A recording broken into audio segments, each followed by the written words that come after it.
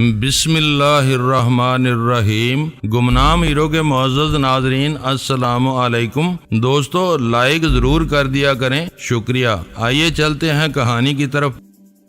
اس نے ایک مرتبہ پھر ڈینگ ماری۔ مجھے یقین آ چکا ہے کہ آئزیک بیل کے ساتھ تمہاری کوئی ملی بھگت نہیں تھی۔ ہارلم میں سارا کیا دھرا اسی کا تھا۔ اب ہم ایک دوسرے کے حلیف ہیں۔ میں کھل کر تمہاری مدد کروں گا۔ میری نیو یارک آمد کا مقصد صرف ایک تھا، ویرا نے گفتگو میں حصہ لیتے ہوئے کہا۔ آئزیک بیل سے بدلہ لینا، مگر اس ناکام قاتلانہ حملے کے بعد ہم نے شاید ہمیشہ کے لیے اسے کھو دیا ہے۔ زخم کھا کر اب وہ بہت زیادہ محتاط ہو جائے گا۔ ہم دوبارہ اس کو اتنے آسان نشانے پر نہیں لا سکیں گے۔ وہ تمہارا نہیں، میرا مشن ہے۔ تم لکھ لو کہ اب اس کے دن گنے جا چکے ہیں۔ وہ کسی بھی وقت میرے ہاتھوں مارا جائے گا۔ بلیک ڈیڈ اس مہم میں زیادہ لاؤ لشکر لے کر نہیں نکلا تھا۔ ڈرائیور اور گن مین اس کے مکمل بھروسے کے آدمی تھے۔ اس وجہ سے ساری گفتگو بڑی حد تک کھل کر ہو رہی تھی۔ ہمارا مشن تم نے اپنے سر لے لیا ہے۔ اب ہمیں یہاں رہ کر صرف تمہاری کامیابی کا انتظار کرنا ہوگا، میں نے کہا۔ دوسری طرف آئزیک بیل بھی ہمارا کھوج لگانے کے لیے اپنی ایڈی چوٹی کا زور لگا دے گا۔ ایسا نہ ہو کہ تمہاری کامیابی سے پہلے ہم کسی مشکل سے دوچار ہو جائیں۔ ہوٹل میں تم دونوں واقعی غیر محفوظ ہو، بلیک ڈیڈ نے اعتراف کیا۔ میرا مشورہ ہے کہ تم فوری طور پر ہوٹل چھوڑ کر بروکلین میں میرے ایک ٹھکانے پر منتقل ہو جاؤ۔ وہاں کسی کو کانوں کان تمہاری موجودگی کی بھنک نہیں مل سکے گی اور تم دونوں محفوظ رہو گے۔ اس نے وہ تجویز پورے خلوص کے ساتھ پیش کی تھی، مگر میں خود کو اس کے چوہے دان میں محصور کرنے کے لیے آمادہ نہیں تھا۔ ہمارے شب و روز اس کی نگاہوں میں رہتے تو ہماری ساری آزادیاں سلب ہو کر رہ جاتی اور ہم بدری کی ملی بھگت سے اپنی سرگرمیوں کو آگے بڑھانے سے معذور ہو جاتے۔ وہ صورتحال شاید ویرا کے لیے بھی قابل قبول نہ ہوتی۔ تمہاری اس پیشکش کا شکریہ،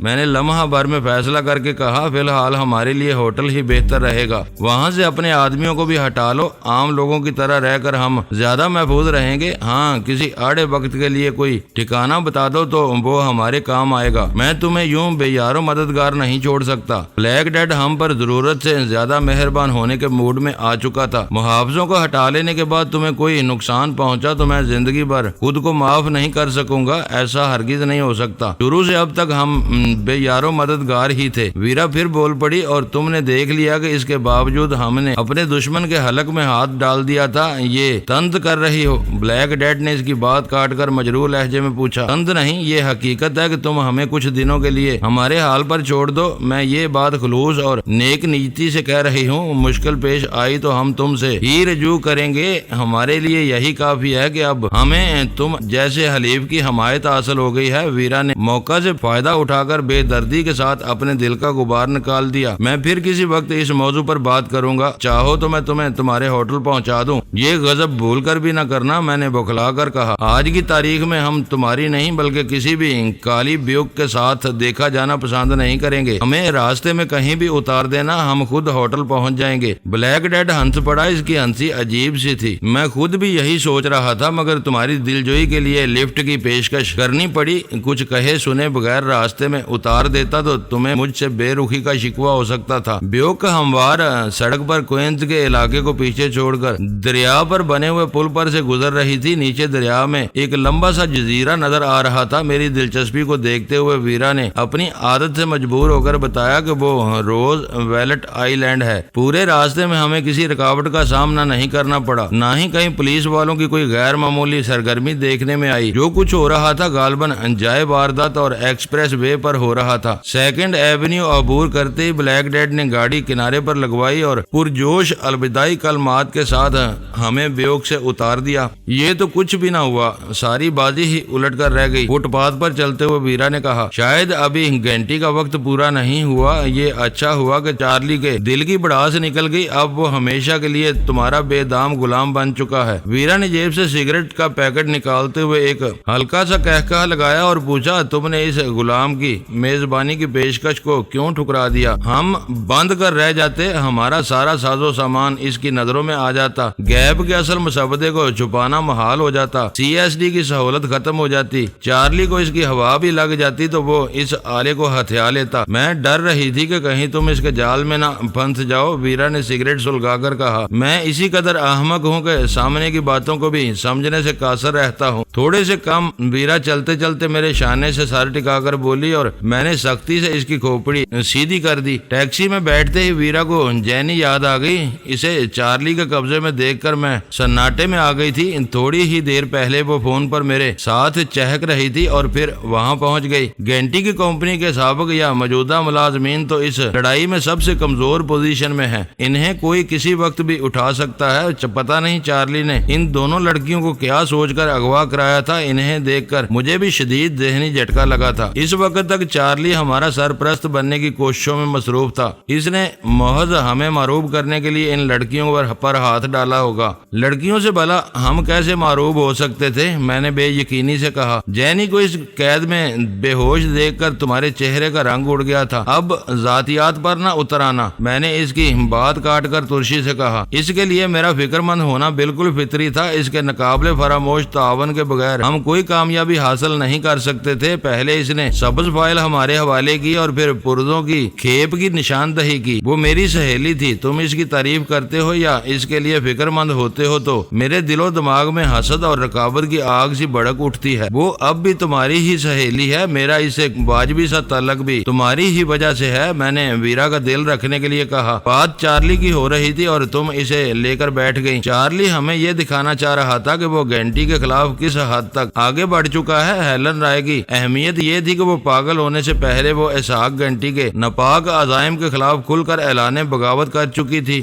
जैनी की अहमियत इसके ओहदे की वजह से थी। चार्ली ने लंच के वक्फे में इसे अगवा कराया और इसहाक गेंटी शुबा कर रहा था कि वो भी इसकी मुलाजमत को खैर बात कहकर कहीं रपोश हो गई। वो संगीन वक्त गुजर गया। अब दिलचस्प सूरत हाल होगी। देखना होगा कि जैनी इस बारे में क्या कहानी सुनाती है। वीरा इस तस्वर से लुत्फ अंदोज होते हुए बोली। वो सोच भी नहीं सकेगी कि इसकी निजात में मेरा या तुम्हारा हाथ था। अपना जिक्र भी बीच में न लाना। वो आंखें निकाल कर बोली। मैं इसे बताऊंगी कि इसे मैंने निजात दिलाई है। वो तुम पर वैसे ही लट्टू है। तुमने मजीद एहसान जताया तो वो दौड़ती हुई होटल ही पहुंच जाएगी। ऐसी नदीदी और दिल फेंक लड़कियों से मुझे नफरत है। खुद अपने बारे में तुम्हारी क्या राय है? मैंने चुभते हुए लहजे में पूछा। बुझते हुए अंगारों की राख को न कुरेद दो। तुम्हें अच्छी तरह मालूम है कि मैं दूसरों को खिलौना बनाती थी, खेलती थी और फिर ठोकर मार देती थी। जैनी तो खुद को खिलौना बनाने पर तुली हुई है। तुम इसकी तरफ से इतनी ही बदगुमान हो तो इसे तुम ही संभालना। हो सकता है कि वो अब तक होश में आकर अपने घर पहुंच चुकी हो। वो घर पहुंच गई हो तो मुझे मान लेना पड़ेगा कि चार्ली से इसके आदमियों की रूफ ना होती है। बेहोशी की हालत में वो उल्लू की पट्टी इतनी चार्मिंग लग रही थी कि अच्छे खासे मर्द पागल हो। बस मैंने इसे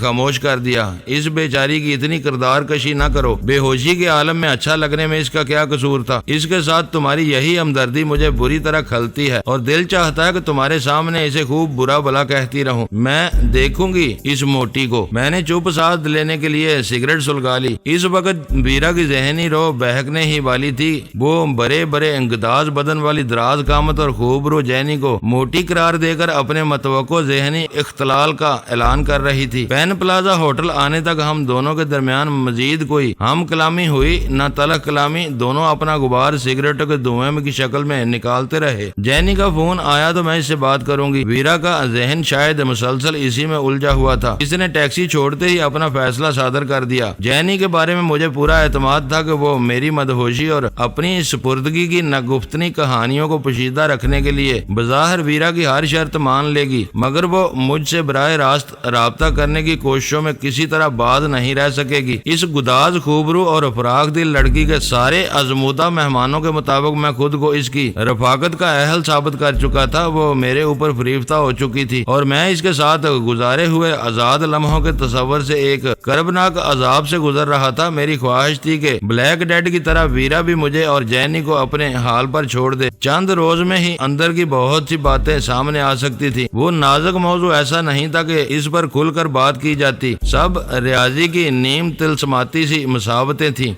इनमें हर शख्स को देखना था कि वो कहाँ फिट हो रहा है और कहाँ इसकी वजह से मसाइल खड़े हो सकते थे। मेरा ख्याल है कि जैनी को तुम मेरे सुपुर्द कर दो। ब्लैक डेड तुमसे खाइफ रहता है। मैं देखूंगा कि इस सफेद फार्म दोगले का ये खौफ कैसे दूर किया जा सकता है। चार्ली ने ठीक ही कहा था कि जैनी इस डील का सबसे अहम पत्ता है। ये देखो कि वो किसके साथ खुश रहकर काम कर सकती है। माजी में इसका रिकॉर्ड رہا ہے کہ اپنی مرضی کے خلاف ملنے والے کاموں میں وہ عام طور سے ناکام رہتی ہے، اپنی مرضی سے جو کچھ کرتی ہے اس میں اس کی کارکردگی شاندار رہتی ہے، مگر بات وہی ہے کہ اس کے ذہن میں تمہاری طرف سے کوئی چور چھپا بیٹھا ہے۔ اسے موقع ملا تو وہ اپنے جذبات کی رو میں تمہیں بھی اپنے ساتھ بہا لے جائے گی۔ جینی کوئی پارسا لڑکی نہیں ہے، پھر بھی میں دیکھ رہا ہوں کہ اس کی طرف سے اپنے حسد کے باعث تم کچھ زیادہ ہی بدگمان ہوتی چلی جا رہی ہو۔ وہ مجھے گھور کر رہ گئی، زبان سے کچھ نہیں بولی۔ ہوٹل کے کمرے میں پہنچنے تک ہم دونوں ہی خاموش رہے۔ کمرے میں داخل ہوتے ہی ویرا نے اپنی عادت کے مطابق ٹیلی ویژن آن کر دیا اور جوتے وغیرہ اتارنے میں مصروف ہو گئی۔ اس کے پلٹنے سے پہلے میں لباس تبدیل کرنے کے لیے باتھ روم میں گھس چکا تھا۔ اس وقت میرے ذہن میں اچانک ہی دو خیالات شدت سے ابھرنے لگے۔ اول یہ کہ آئزیک بیل نے گیپ جیسے اہم منصوبوں کی فائل کسی محفوظ تجوری کے بجائے اپنے میز کی درازوں کے پیچھے کیوں چھپائی ہوئی تھی۔ دوئم یہ کہ تحریر کے لیے کوئی مشکل کوڈ استعمال کیوں نہیں کیا گیا۔ آرام دہ لباس میں ملبوس ہو کر کمرے میں آتے ہی میں نے ویرا کو اپنی اس الجھن میں شریک کر لیا۔ سبز فائل کی اہمیت ثابت ہونے کے بعد اب یہ سوالات بے معنی ہو چکے ہیں، وہ بولی، مگر پھر بھی سوالات کی اہمیت اپنی جگہ برقرار ہے۔ اسحاق گھنٹی جیسے آدمی سے ایسی غیر ذمہ دارانہ غلطی کی امید نہیں کی جا سکتی تھی۔ فائل کی اہمیت کے سامنے آنے کے بعد ہی میں یہ دونوں باتیں سوچنے پر مجبور ہوا ہوں۔ درازوں کے پیچھے وہ فائل زیادہ محفوظ تھی۔ گھر میں کوئی چور یا ڈاکو آتا تو وہ بھی سب سے پہلے تجوریوں اور مقفل الماریوں کا رخ کرتا۔ کوئی سوچ بھی نہیں سکتا تھا کہ اسحاق گھنٹی کی میز کی ہر وقت استعمال ہونے والی درازوں کے پیچھے بیکار جگہ میں ایک اہم ترین فائل پوشیدہ ہے۔ یہ اس کی بدقسمتی ہے کہ جینی نے کاغذات کی تلاش میں میز کی درازیں باہر نکالی اور اتفاقیہ طور پر وہ فائل اس کے ہاتھ لگ گئی۔ سوال یہ ہے کہ وہ فائل دفتر میں ہی کیوں تھی؟ دفتر میں عملے کے متعدد افراد موجود رہتے ہیں، کیا اس کے لیے گھر زیادہ محفوظ ثابت نہ ہوتا؟ میں نے حجت کی۔ ویرا مسکراتے ہوئے بولی، تم بھول رہے ہو کہ وہ کوئی عام فرد نہیں ہے۔ رنگس جیسی سیکیورٹی کمپنی کا دفتر ہے جہاں کا ڈسپلن بہت سخت ہے۔ خود بلیک ڈیڈ نے اعتراف کیا ہے کہ وہاں باقاعدہ اجازت کے بغیر چڑیا کا بچہ بھی پر نہیں مار سکتا۔ اگر میں نے پرانے مراسم کے حوالے سے جینی کو ورگلایا نہ ہوتا تو وہ فائل آج بھی وہیں محفوظ ہوتی۔ دفتر میں کاغذات اور فائلوں کے لیے مخصوص جگہ ہوتے ہوئے کون کسی اہم کاغذات کو ایسی نکارہ جگہ پر رکھے گا؟ مان لیا کہ اس نے اپنے کسی متوقع حریف کے سارے اندازوں کو شکست دینے کے لیے وہ فائل درازوں کے پیچھے چھپائی تھی اور وہاں سے وہ جینی کے ہاتھ لگ گئی، لیکن اس کی زبان وہ کاغذات جس کسی کے ہاتھ لگتے وہ اسے مروج کرپٹوگرافی کی روشنی میں پڑھنے کی کوشش کرتا۔ ان پر نگاہ پڑتے ہی شبہ ہوتا ہے کہ وہ کوئی خفیہ زبان ہے۔ تم نے خود بھی ڈی کوڈنگ کے لیے ان کاغذوں کی نقل اول خان کو پوسٹ کی تھی۔ پاکستان میں خفیہ زبانوں کے سارے ماہر سر جوڑ کر بھی گیپ کا متن نہیں پڑھ سکتے تھے۔ ان کوششوں میں میری طرح کسی اور کو بھی الٹی تحریر کا خیال آ سکتا تھا۔ الفاظ صرف الٹے ہی نہیں تھے، دو الفاظ کو جوڑ کر الٹا کیا گیا ہے۔ یہ تمہاری شیطانی کھوپڑی ہی سمجھ سکتی تھی۔ میرا تو اندازہ ہے کہ کوئی بھی اس نئی اور غیر مروج تحریر کو نہیں پڑھ سکتا۔ اول خان سے کہنا چاہیے کہ تجرباتی طور پر وہ گیپ کا مسودہ ایک دو ماہروں کو ضرور دے۔ جینی کے ذریعے وہ فائل جس آسانی سے ہاتھ آئی تھی اس کی بنا پر اس کی کوئی اہمیت نہیں بنتی تھی۔ اس میں وائٹ ہاؤس کی خط و کتابت کے لیے خاص طور پر بنائے ہوئے کاغذوں کی موجودگی اور پھر خفیہ بلکہ ناقابل فہم عبارت کی دریافت نے اسے اہم بنا دیا تھا۔ فائل کے حوالے پر آئزیک بیل کے بے ساختہ خوش آمدانہ رد عمل اور اس کے بعد مقررہ وقت پر کوئنز ایکسپریس وے پر پہنچنے کے بعد گیپ کی اصلیت اور اہمیت ہر شک و شبے سے بالاتر ہو گئی تھی۔ ویرا نے جینی کی تلاش میں اس کے گھر فون کیا تو 3 گھنٹیوں کے بعد خود کار ریکارڈنگ مشین چل پڑی۔ اس میں پہلے سے موجود پیغام میں بتایا گیا کہ للی برنارڈ گھر پر موجود نہیں تھی۔ پیغام اور پھر بیپ سننے کے بعد ویرا نے صاف لہجے میں اپنا پیغام ریکارڈ کرا دیا۔ للی ڈارلنگ، ہم تمہارے لیے فکر مند ہیں۔ ہم نے تمہیں بدماشوں سے چھڑا لیا تھا۔ حیرت ہے کہ اب تک تم گھر کیوں نہیں پہنچی؟ لوٹتے ہی مجھے یا شیر علی عرف رمضان کو فون کر لو۔ کریڈل دبا کر ویرا نے فوراً رنگس کا دفتری فون نمبر ملا لیا۔ وہاں ڈیوٹی پر مامور گارڈ نے بتایا کہ ہیڈ آفس بند ہو چکا تھا۔ تحفظ کے بارے میں کسی ہنگامی ضرورت کے لیے ان کے کمانڈ سینٹر سے رجوع کیا جائے جو دن رات کھلا رہتا ہے۔ وہ ایک نئی اطلاع تھی۔ ویرا نے رنگس کے اس سینٹر کا نمبر نوٹ کرتے ہوئے چوکیدار کو بتایا کہ اسے کوئی دفتری کام نہیں تھا بلکہ وہ اپنی ایک سہیلی کے لیے فکر مند تھی جو رنگس میں کام کرتی ہے اور اس وقت تک وہ اپنے گھر واپس نہیں پہنچی تھی۔ چوکیدار اس مسئلے میں دلچسپی لینے پر مجبور ہو گیا۔ للی برنارڈ کے بارے میں وہ زیادہ باخبر نہیں تھا کیونکہ وہ دفتر بند ہونے کے بعد بعد ڈیوٹی پر آتا تھا۔ مسئلے کی سنگینی کو دیکھتے ہوئے اس نے ویرا کو لائن ہولڈ کرائی اور ڈیوٹی روسٹر کے اندراجات دیکھنے کے بعد اسے بتایا کہ وہ 1 بجے لنچ کے لیے دفتر سے نکلی تھی، اس کے بعد سے کسی اطلاع کے بغیر دفتر سے غائب تھی۔ باس نے اس کے نام کے آگے سرخ لکیریں لگائی ہوئی تھی۔ ویرا نے تشویش کے اظہار کے بعد اس کا شکریہ ادا کیا اور فون بند کر دیا۔ فکر مند ہونے کی ضرورت نہیں، بلیک ڈیڈ کی ہدایت کے بعد اسے رہا کیا جا چکا ہوگا۔ میں نے ویرا کو دلاسا دیتے ہوئے کہا، تم ان بد فطرت سمپولیوں کو نہیں جانتے، مجھے ڈر ہے کہ وہ لوگ کہیں جینی کو ڈریم لینڈ سے اپنے کسی اڈے پر نہ لے گئے ہوں، وہاں اس کے ساتھ ہونے والی زیادتیوں کی فکر نے مجھے پریشان کیا ہوا ہے۔ بلیک ڈیڈ سخت گیر آدمی ہے، ایسا ہونا ممکن نہیں نظر آتا۔ اس کے کسی آدمی نے ایسی حرکت کی تو میں چارلی سے بات کر کے اسے بدترین سزا دلواؤں گا، میں نے جواب دیا۔ ٹیلی ویژن پر چند ثانیوں سے خبروں کا سلسلہ چل رہا تھا۔ جو ہی Queens mid town express way کا نام آیا، ہم دونوں نے پوری توجہ خبر نامے پر مرکوز کر دی۔ تصویر میں کتھئی رنگ کی کریسلر کے قریب ایمبولینس کا عملہ زخمی آئزیک بیل کو اسٹریچر پر ڈال رہا تھا۔ آئزیک بیل کے چہرے پر سخت اذیت اور دہشت کی ساری علامات موجود تھیں۔ خبر کے مطابق آئزیک بیل پر ایک چلتی ہوئی سیاہ بیوک سے بے آواز فائر کیا گیا تھا۔ گولی اس کی ران اور کولے کی ہڈی کو توڑ کر دوسری طرف نکل گئی تھی۔ آئزیک بیل نے حملہ آوروں کی کار کا نمبر نوٹ کر لیا تھا، جو بعد میں جعلی ثابت ہوا۔ پولیس کی نگرانی میں آئزیک بیل کو تیزی سے نیو یارک کے ایک بڑے اسپتال میں منتقل کر دیا گیا تھا۔ اس کی کار کی تلاشی لینے پر ٹرنک یعنی ڈگی میں سے بریف کیس نما ایک چھوٹا سوٹ کیس برآمد ہوا، جو بظاہر بڑی نوٹوں کی گڈیوں سے بھرا ہوا تھا۔ تلاشی لینے پر انکشاف ہوا کہ نوٹوں کی اوپری تہہ کے نیچے نوٹوں کے سائز کی سادہ کاغذ کی گڈیاں جمائی گئی تھیں۔ ان میں سے ہر گڈی پر بڑی مالیت کا ایک نوٹ تھا۔ سوٹ کیس میں سادہ کاغذوں کے بجائے اسی مالیت کے نوٹ بھرے ہوئے ہوتے تو وہ رقم $50 لاکھ سے زیادہ ہوتی۔ تفتیشی افسر حیران تھے کہ آئزیک بیل اتنی بڑی رقم لے کر ایکسپریس وے پر کیا کر رہا تھا اور سادے کاغذ بھر کر کس کو دھوکہ دینا چاہ رہا تھا۔ ٹیلی ویژن کیمرہ بر وقت جائے واردات پر پہنچا دیا گیا تھا، اس لیے سوٹ کیس اور رقم کی گڈیوں کے ساتھ سادے کاغذوں کی گڈیاں بھی اسکرین پر دکھائی گئیں۔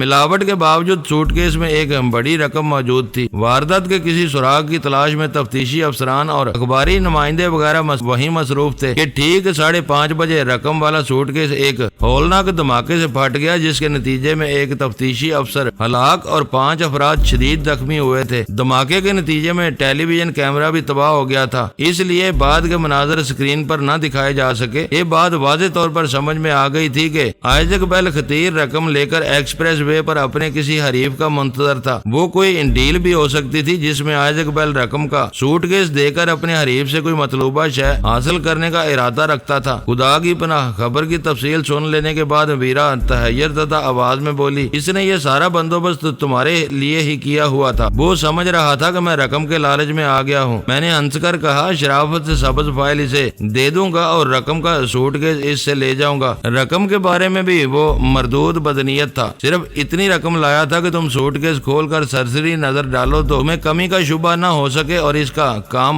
بن جائے۔ اسے معلوم تھا کہ 5:30 بجے اس کا پلانٹ کیا ہوا ٹائم بم سب کچھ تباہ کر دے گا، پھر وہ زیادہ رقم برباد کرنے کا خطرہ کیوں مول لیتا؟ کاش پولیس اور ایمبولینس کو وہاں پہنچنے میں ذرا سی دیر ہو جاتی تو وہ اپنے ٹائم بم کے دھماکے کا خود شکار ہو جاتا۔ وہ اسی قابل ہے کہ اس کے چیتھڑے اڑا دیے جائیں۔ اس کے زخمی ہونے کے بعد بھی مجھے شبہ نہیں ہوا تھا کہ اس نے دھوکہ دینے کی کوشش کی ہوگی، بلکہ میں نادم تھا کہ اب اس سے کس منہ سے بات کر سکوں گا۔ یہ تمہاری ناسمجھی تھی، ویرا نے منہ بنا کر کہا۔ تم اسے مارنے کے چکر میں تھے اور وہ تمہارا پتہ صاف کرنے کا ارادہ لے کر وہاں آیا تھا، وہ پھنس گیا۔ تمہاری خوش قسمتی ہے کہ تم بچ نکلے۔ اس وقت مجھے یقین ہو گیا ہے کہ قدرت میری مدد کر رہی ہے۔ ذرا یہ سوچو کہ بلیک ڈیڈ بیچ میں کود کر ہم تک نہ آ پہنچا ہوتا تو انجام کیا ہوتا؟ ویرا چند ثانیوں کے لیے سوچ میں پڑ گئی، پھر بولی، شاید یہ واقعہ نہ ہوتا اور ہم آسانی کے ساتھ اسے اپنی راہ سے ہٹانے میں کامیاب ہو جاتے۔ اسے راہ سے ہٹانا اتنا آسان نہیں ہے۔ ہم بلیک ڈیڈ کی طرح اسے کسی ایکسپریس وے پر گولی مار کر فرار ہونے کا خطرہ مول نہیں لے سکتے تھے۔ اسے مفاہمت کے جال میں پھانسنے کے لیے اس سے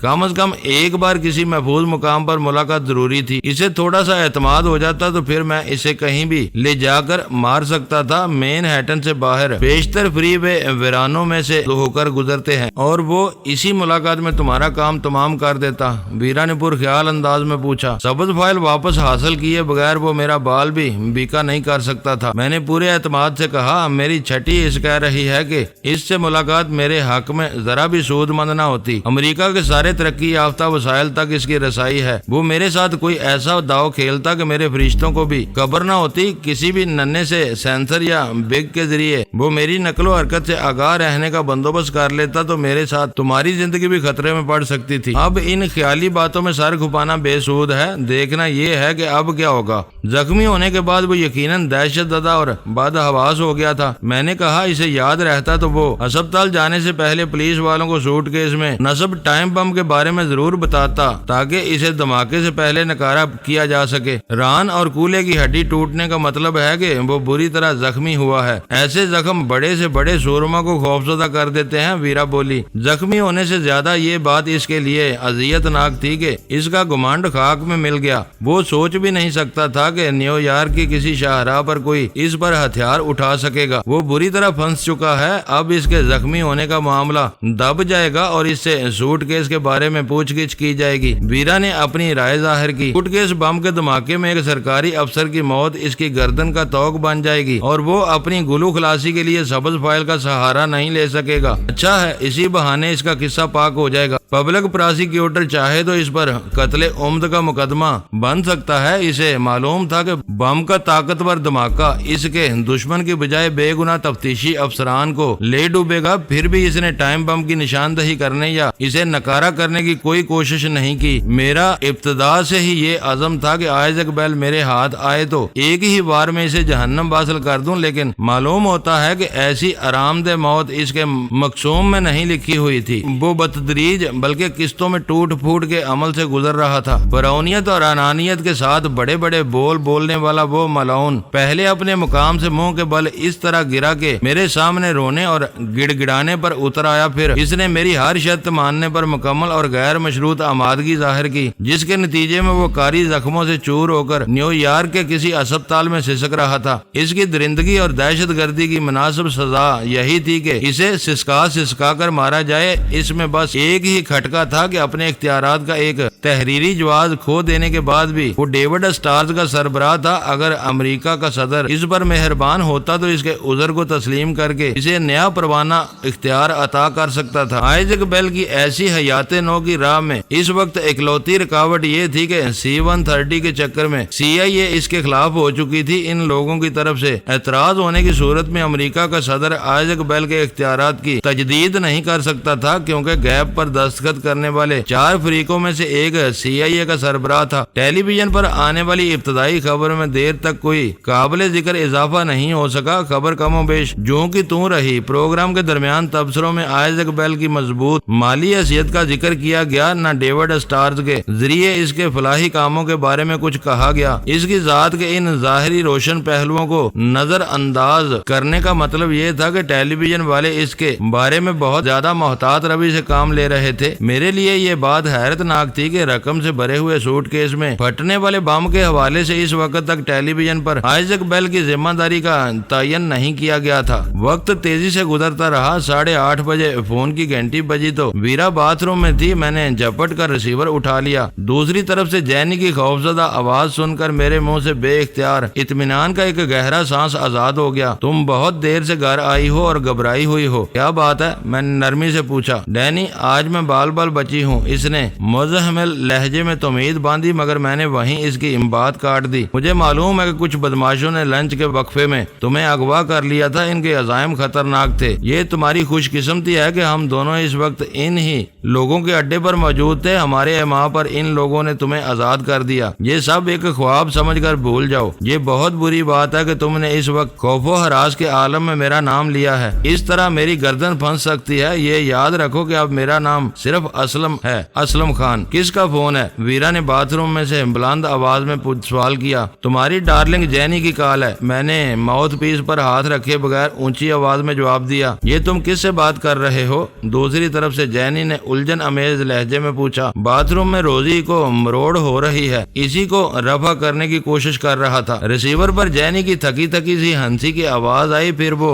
बोली, सॉरी डार्लिंग, इस वक्त मैं अपने होशो हवास में नहीं हूँ। अपनी रिकॉर्डिंग मशीन पर रोजी का पैगाम सुनकर मुझे बहुत डारस मिली है कि न्यूयॉर्क में कोई ऐसा भी है ہے جو میرے لیے فکر مند ہو سکتا ہے۔ میں تمہارا نام لینے پر معذرت خواہ ہوں، اب یاد رکھوں گی کہ تمہارا نام اسلم خان ہے۔ مجھے صرف اتنا بتا دو کہ تمہیں کیسے اٹھایا گیا اور پھر تمہیں کب ہوش آیا۔ میں نے اس کی معذرت پر دھیان دیے بغیر دھیرے سے کہا، لنچ کے لیے میں روزانہ فوڈی فاسٹ فوڈ ریسٹورنٹ میں جاتی ہوں۔ آج اپنی گاڑی میں بلڈنگ سے نکلی تو ایک شخص تیزی سے قریب آیا اور اچانک اپنی جیکٹ کی زپ کھول کر کھڑکی سے آ لگا۔ تیز بو میرے نتنوں میں گھسی اور میں کوشش کے باوجود سنبھلنے، سانس روکنے یا چیخنے میں کامیاب نہیں ہو سکی۔ مجھے نہیں معلوم کہ اس کے بعد میرے ساتھ کیا ہوا۔ تم نے اس آدمی کی صورت دیکھی تھی؟ میں نے درمیان میں پوچھا۔ میں پر ہجوم ٹریفک کی طرف متوجہ تھی، میں نے بس ایک موہوم سا ہیبلا اپنی طرف آتے دیکھا تھا، اس سے زیادہ مجھے کچھ علم نہیں۔ میری غلطی صرف اتنی تھی کہ میں نے اسے دفتر کا کوئی آدمی سمجھ کر گاڑی کے بریک لگا کر